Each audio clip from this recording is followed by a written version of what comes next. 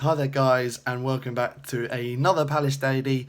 Already hit our 10th, this is our 10th Palace Daily already. It's gone so quick over the last few weeks, but I'm really enjoying making these little clips for you, having a chat about all things football. And at last we are able to do a Palace Daily today about Palace. It's been really quiet on Palace over the last week or so, in terms of these videos at least. I want to include Palace as much as I can. Obviously, being a Palace fan, this is a Palace account. But the idea of these videos is to bring just football in general, have anything that comes to my head on the day, I'll open it up to you guys and chat about it, which I've been doing. But one thing that's coming to my head today, which is now Palace related, as a few of you have requested, I do more Palace related dailies. So it come to my head, the club tweeted out an interview a few days ago that they had with Shefty Kuchi. One of those players that we had back in the late 2000s, around the 2007, 8, 9, that period. And he wasn't great. He wasn't a great player at all, but he was one of those fan favourites because whenever he came on, he put in 100%. He tried. He had a trademark celebration, like his swan dive whenever he scored, which wasn't too often, but he was a fan favourite because he put a lot of passion into that team. And it got me thinking, that era, there were a lot of players that had that sort of mentality, that sort of philosophy.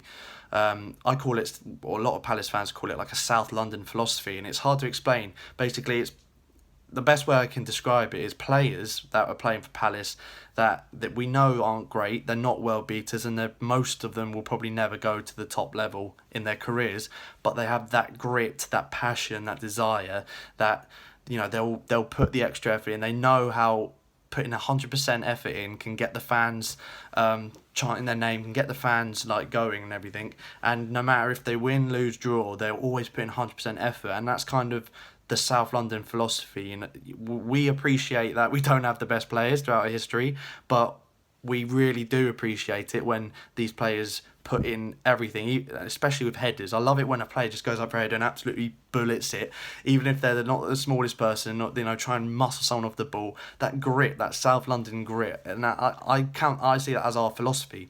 And anyway, during those late 2000 periods, 2008 especially, we had players like Neil Dans, who I think still at Blackpool now. You had Sean Scannell, Victor Moses. You had Alan Lee up front, and that's what I mean with the band. He always had a bandage around his head. He always cut his head open when he was up front. Massive target man, proper old-fashioned forward. Sean Derry. You had all these players that they, apart from Victor Moses, really not gone on to the top level and they never really did in their career.